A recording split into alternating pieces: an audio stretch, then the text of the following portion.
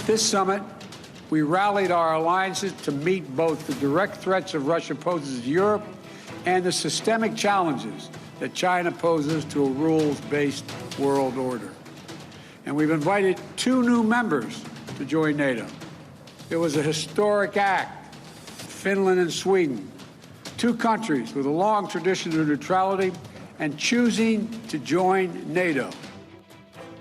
President Biden at the NATO summit in Spain this past week as Russia's brutal assault on civilian targets in Ukraine continues. ABC's James Longman is live in Odessa with the very latest. Good morning, James.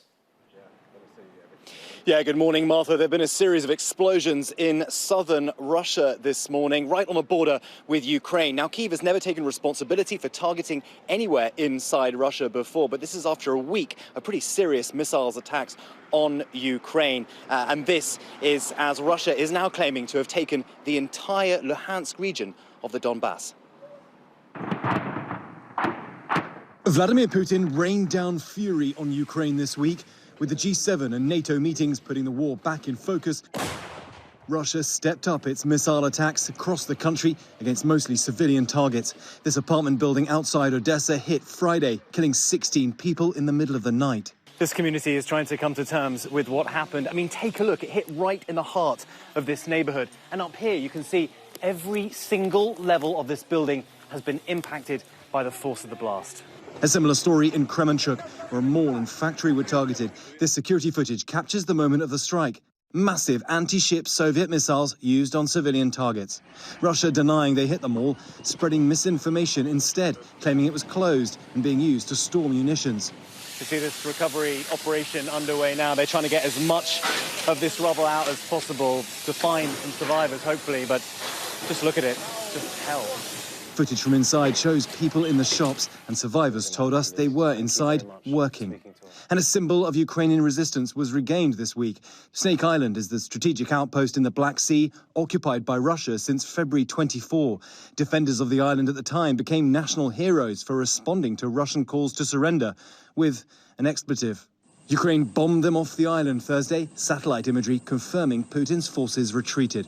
Ukrainian General Hromov announcing that, quote, after failing to withstand Ukraine's artillery fire, missile and airstrikes, the enemy, Russian occupiers, left Snake Island.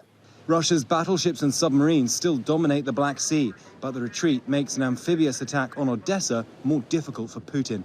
Russia calling the move a gesture of goodwill to enable grain exports, but there is no sign of that happening.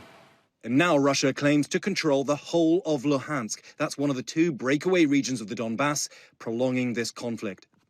At the NATO meeting in Madrid this week, President Biden reaffirmed U.S. support. We are going to stick with Ukraine, and all of the alliance are going to stick with Ukraine as long as it takes. And new U.S. help announced this week includes more offensive weapons and all-important missile defense systems.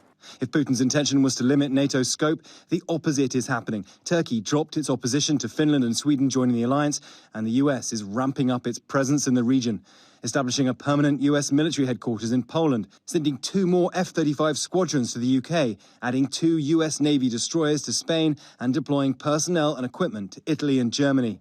With many analysts predicting the war has months to run, invariably there will be questions about how long the West will be willing to cover the cost of their support, and is the military aid enough to turn the tide, or simply force Russia into negotiations.